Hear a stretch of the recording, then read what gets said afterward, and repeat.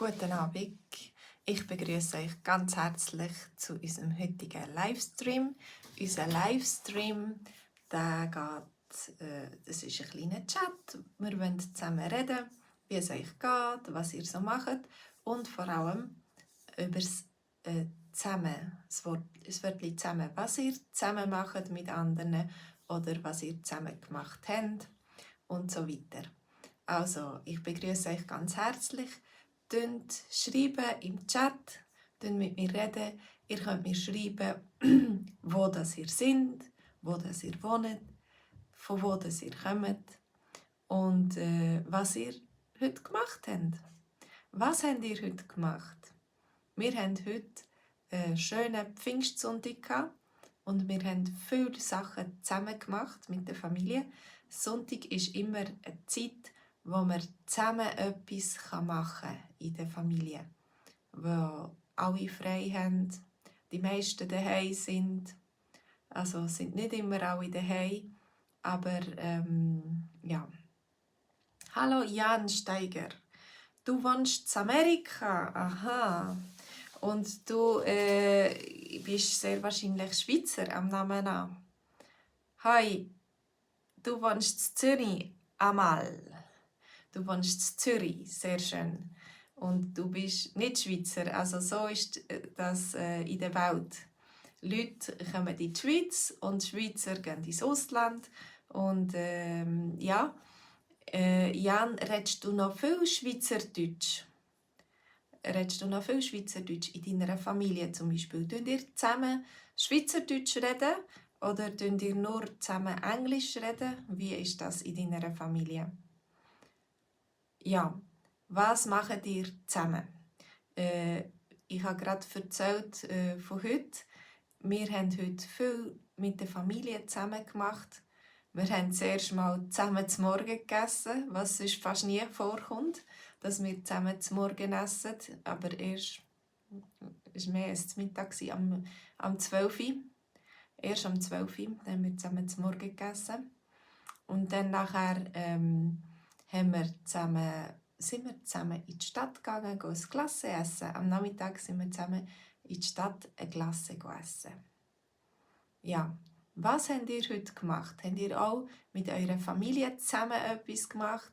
Oder habt ihr mit Freunden zusammen etwas gemacht? Oder mit den Eltern? Dein Vater kommt aus der Schweiz und du redest mit ihm Schweizerdeutsch.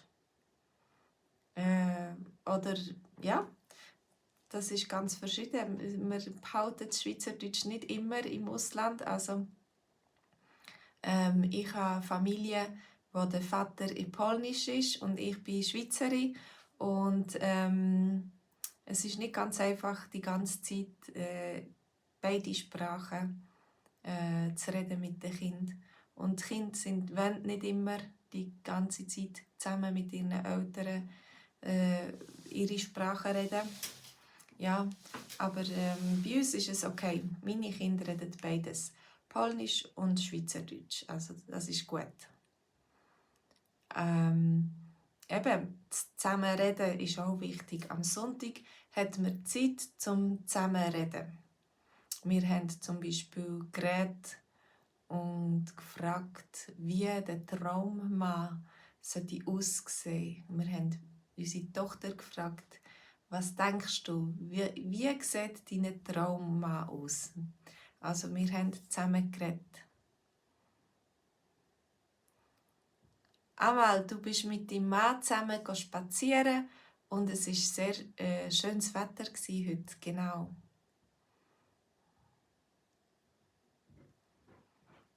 Genau, Ian, du verstehst gut Schweizerdeutsch. Das Reden musst du noch ein bisschen üben. Du kommst sehr wahrscheinlich nicht so viel dazu, um wirklich Schweizerdeutsch zu reden. Und dann nachher fällt es einem ein bisschen schwieriger zu reden. Aber Verstehen ist schon ganz wichtig. Du kannst auch Hochdeutsch sehen. Also Hochdeutsch ist auch, verstehen ja eigentlich alle Schweizer. Wenn man nicht ganz gut Schweizerdeutsch kann man auch ein bisschen Hochdeutsch reden und das verstehen wir auch. Das ist auch gut. Also die verschiedenen Sprachen sollten nicht das Problem sein. Ja, dass man einander gut versteht. Wir sind nachher, mein Mann und ich, sind am Abend zusammen noch Velo fahren und wir haben den Sonnenuntergang genossen. Wir sind draussen auf dem Feld, so an einem Fluss, und wir haben, sind ein bisschen abgesessen und haben den Sonnenuntergang genossen. Zusammen. Hey Ian, du reist morgen in die Schweiz. Ich wünsche dir ganz eine gute Reise und einen schönen Aufenthalt in der Schweiz. Genau, Ian, für dich war Hochdeutsch einfacher und natürlich, du lernst es in der Schule, du kannst Nachrichten hören, du kannst deutsche Filme hören, du kannst Bücher lesen auf Hochdeutsch, ja, und auf Schweizerdeutsch hat es ein bisschen weniger Sachen. Amal, du tust auch gerne Velofahren, du liebst Velofahren. Genau, ich liebe so das Velofahren und man ist draussen, man kommt ein bisschen schneller vorwärts, als wenn man nur zu Fuß ist. Wenn man Gepäck hat, kann man es auf einen Gepäckträger tun und man muss es nicht selber tragen. Das ist auch noch gut. Und wenn man zusammen kann Velo fahren kann, ist das auch schön. Wobei, wenn man wandern oder laufen, dann kann man mehr zusammen reden mit den anderen. Beim Velofahren ist es manchmal nicht ganz einfach, so längere Gespräche zusammen zu haben.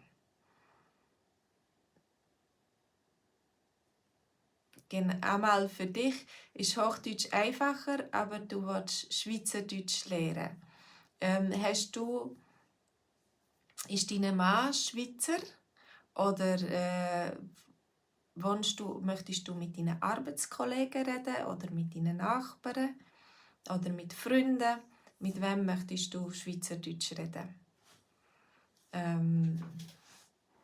Die Leute, die zum Beispiel jemanden in der Familie haben, der Schweizer ist, die haben es ein bisschen einfacher zum Schweizerdeutsch zu lernen. Ja, wenn man Familie hat, dann hört man das ein bisschen mehr in der Familie auch. Und es ist ein bisschen einfacher, Schweizerdeutsch zu lernen. Aber wir haben morgen am Abend am 8. Uhr unseren VIP Schweizerdeutsch Kurs. Und das ist eine Live-Lektion. Also wir haben unseren Dialog vorbereitet und wir werden diesen Dialog live zusammen durchgehen mit Bildern und Text. Und der Text ist auf Englisch übersetzt und das können wir alles zusammen machen und ihr könnt zusammen mit mir chatten, so wie jetzt.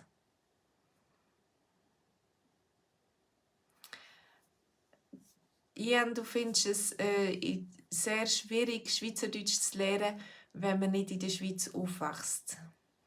Also man muss schon konsequent mit den Kindern zusammen in der Familie die Sprache pflegen, dass es geht, dass es klappt. Und kommt darauf an, du hast gesagt, dein Vater war Schweizer. Wenn deine Mutter Schweizerin gewesen wäre, dann wäre sie sehr wahrscheinlich mehr daheim gewesen und ihr hättet daheim mehr geredet.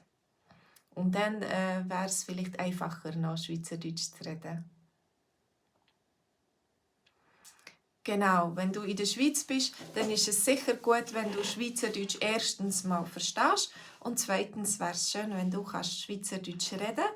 Und zu dem Schweizerdeutsch reden haben wir nach unserem Livestream am Abend am 8. Uhr, am Montag, haben wir eine halbe Stunde lang ein Online-Treffen, wo du dich mit der Kamera und der Stimme mit dem Mikrofon kannst zuschalten und dann reden wir zusammen die Dialog durchlesen und wir reden zusammen Schweizerdeutsch reden und Schweizerdeutsch üben. Und das ist immer eine Gelegenheit, dass wir am Montagabend am 8. Uhr zusammen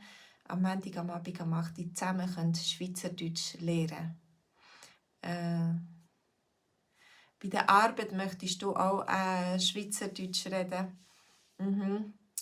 einmal, genau, du hast also auch Schweizer Arbeitskollegen.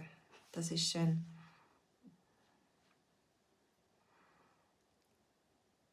Genau.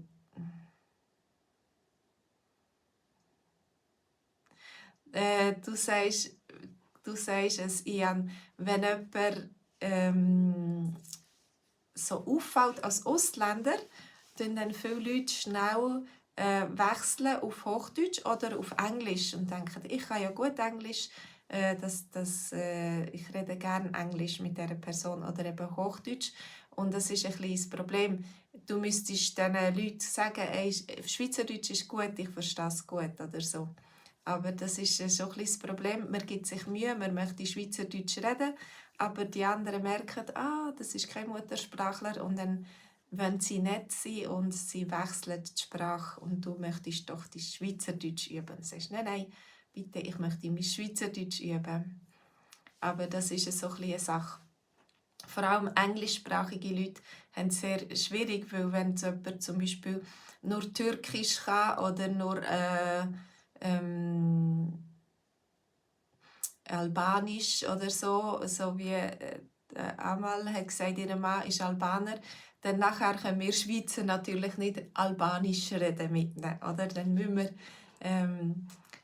Schweizerdeutsch oder Hochdeutsch reden mit ihnen. Aber Englisch, wenn sie viel üben, denken, ich habe Englisch gelernt, ich möchte Englisch üben. Gut, also wenn ihr Lust habt, könnt ihr euch einschreiben. Im Link könnt ihr auf den Link gehen, swissgermanonline.com Subscription und dort könnt ihr euch für 30 Tage lang gratis einschreiben und mal einen Monat lang testen, wie euch unser Kurs gefällt. Ian, ja, ich rede Englisch. Es ist nicht meine Muttersprache, aber ich habe ein Jahr lang in England gewohnt und von dem her gesehen, und am Anfang konnte ich nicht Polnisch können, und dann haben mein Mann und ich haben immer Englisch geredet am Anfang zusammen. Aber jetzt hat er Schweizerdeutsch gelernt und ich habe Polnisch gelernt und jetzt reden wir nicht mehr so viel. Ab und zu reden wir zusammen Englisch reden, aber nicht mehr so viel. Jetzt reden wir schon ein bisschen weniger Englisch. Aber wir haben eine Sprachschule und in dieser Sprachschule haben wir verschiedene Sprachen. Also Englisch ist auch eine von diesen Sprachen, die wir haben. Also, mein Mann und ich, wir tun nicht nur zusammen am Sonntag etwas machen, sondern wir tun sogar zusammen arbeiten. Wir haben das Swiss German Online zusammen aufgebaut und wir haben zusammen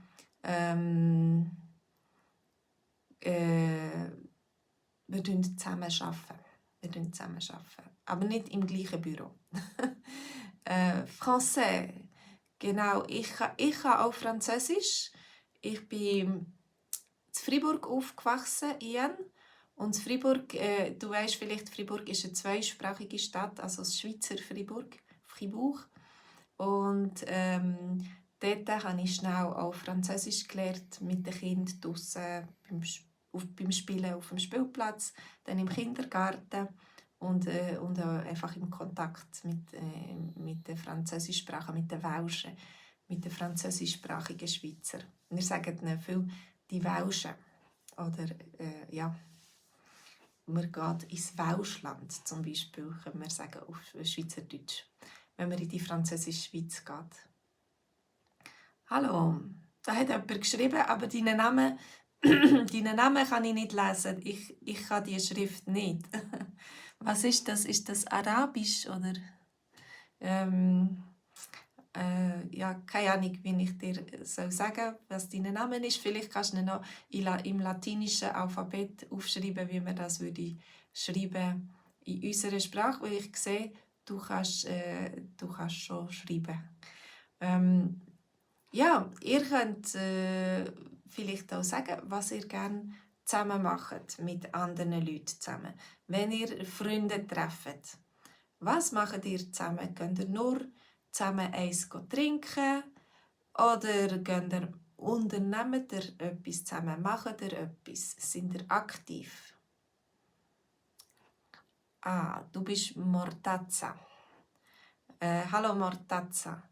Es geht mir gut, danke Mortazza. Und dir, wie geht es dir?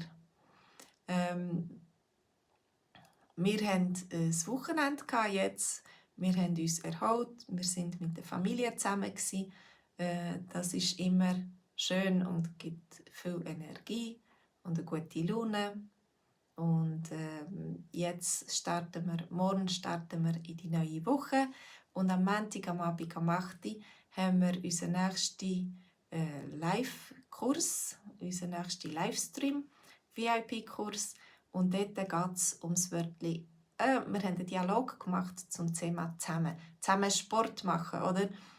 Wenn du zu Freunden gehst und immer nur zusammen sitzt und zusammen essen und zusammen trinken, dann und dann keine Zeit mehr hast für Sport, um dich zu bewegen, dann nachher ist es nicht so gut. Also die in dieser Geschichte, die wir haben morgen, die machen zusammen Sport machen.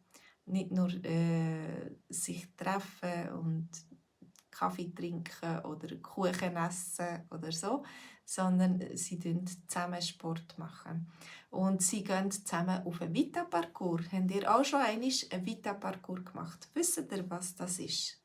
Ein Vita-Parcours.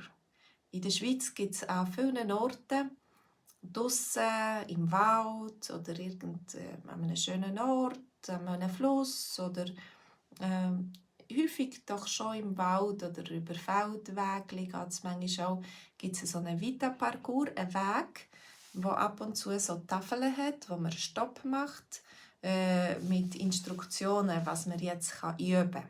Also zuerst so Übungen zum Aufwärmen, später auch so andere Übungen zum verschiedene Muskeln trainieren.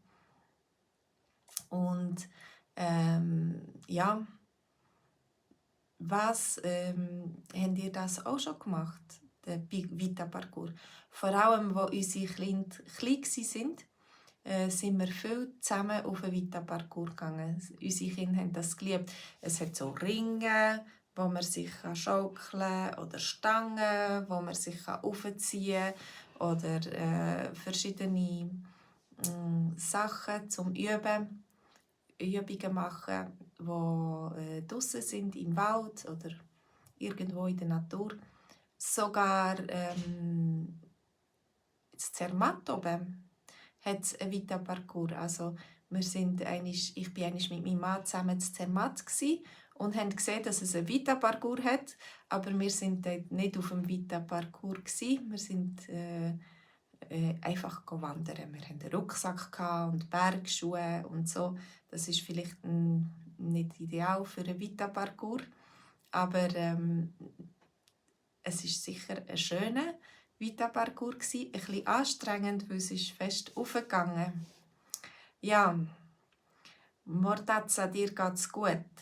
Wohnst du in der Schweiz oder möchtest du in die Schweiz? Wieso möchtest du Schweizerdeutsch lernen? Und die anderen können auch schreiben. Ich sehe, es sind noch mehr Leute da. Ihr könnt schreiben, wieso möchtest du Schweizerdeutsch lernen und ob ihr schon einmal einen Vita-Parcours gemacht habt. Ich habe die Frage gestellt, aber es hat noch gar niemand geschrieben. Vielleicht hat niemand eine Ahnung, was das ist, ein Vita-Parcours. Nerai, du kommst aus Indien und lebst in Deutschland und schreibst mir auf Schweizerdeutsch. Nicht schlecht. Also du wohnst in Deutschland, aber irgendwie musst du schon Kontakt haben mit der Schweiz. Das ist schön, dass du Schweizerdeutsch lernst. Ja, Vita-Parcours kann man zusammen machen. Mit den Kindern ist es immer gut, wenn man ein bisschen aktiv sein kann. Zum Beispiel meine Nachbarin, sie ist zusammen mit ihrer Familie zum Muttertag in den Aquapark gegangen.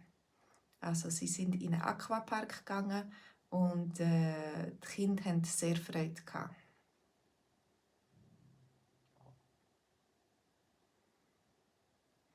Mortazza, du bist schon länger dran, Videos zu schauen von mir und deine Sprache ist besser geworden.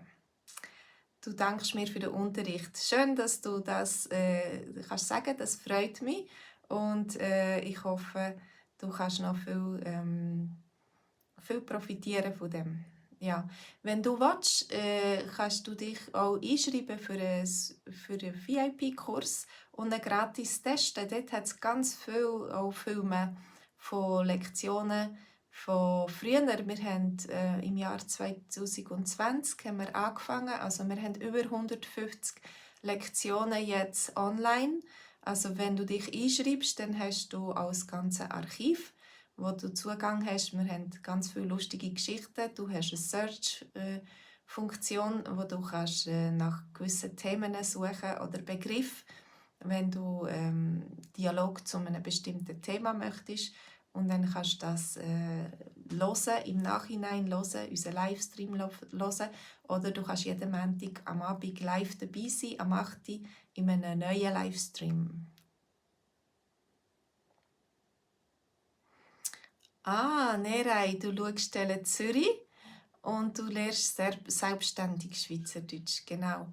Wenn du Internet hast, wenn du viel Input hast, dann nachher, kann man auch selber Schweizerdeutsch lernen.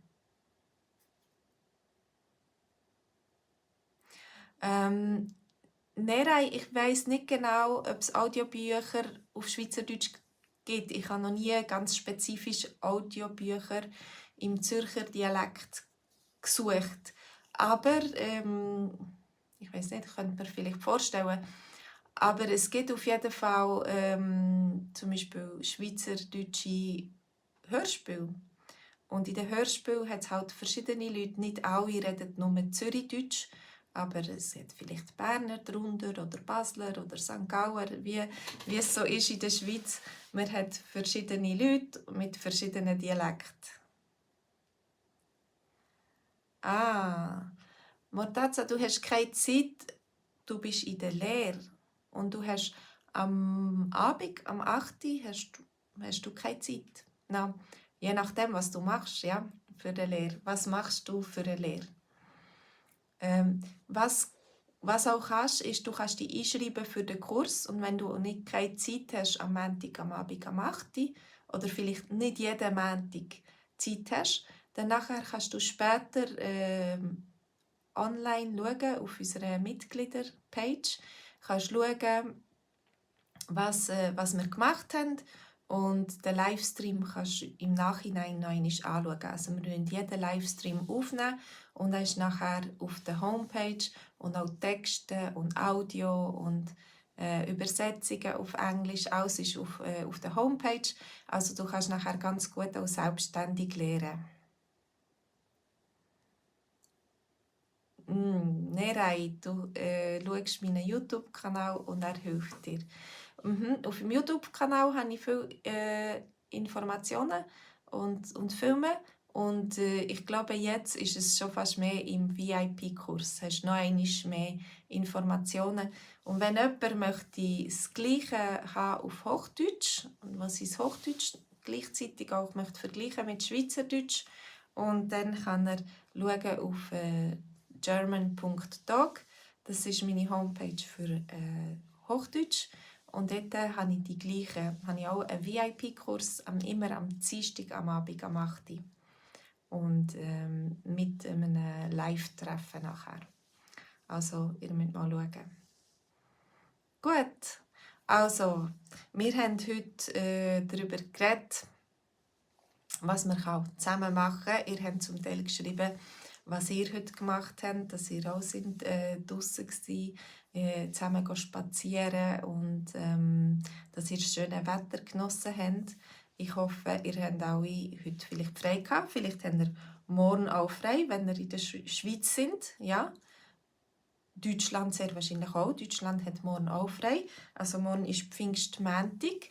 Und wenn du nicht irgendwie Doktor bist oder irgendwie sonst Dienst hast und manchmal am Wochenende auch musst arbeiten, dann kann das sein, dass du morgen frei hast. Also ich wünsche dir auf jeden Fall noch ein ganz schönes Pfingstwochenende und dass du Zeit hast, etwas zusammen zu machen mit deiner Familie, mit deinen Freunden, mit anderen Leuten zusammen zu machen, zusammen Erinnerungen kreieren, dass man später, wenn man alt ist, kann zurückdenken und so, was ich alles gemacht habe in meinem Leben mit anderen zusammen. Das ist schön. Gut. Danke vielmals fürs Schreiben. Ihr seid sehr fleissig und habt sehr viel geschrieben. Das ist immer gut, wenn ich jemanden habe, der ein bisschen antwortet und Fragen stellt. Und dann ist es einfacher, so zu reden online, als wenn man einfach einen Monolog macht. Ja, und ich hoffe, dass wir uns vielleicht morgen sehen. Morgen haben wir eben Montagabend, es ist Pfingstmontag, aber wir haben gleich unseren Livestream, also am Montag am Abend am 8 Uhr. Es gibt am Ostermontag haben wir keinen Livestream gemacht, aber sonst haben wir eigentlich praktisch immer einen Livestream am Montag am Abend am 8 Uhr. Vielleicht sehen wir uns ja morgen, wenn du eine Gewundernase bist, wenn es dich wundernimmt, wenn du dich einschreibst und mal kommst reingüchseln und schauen, was wir so machen in dieser Lektion. Gut, hat mich gefreut, dass ihr da seid. Danke für eure Komplimente und eure Daumen, Thumbs up und bis zum nächsten Mal. Okay, alles Gute, macht's gut, tschüss zusammen, gute Nacht.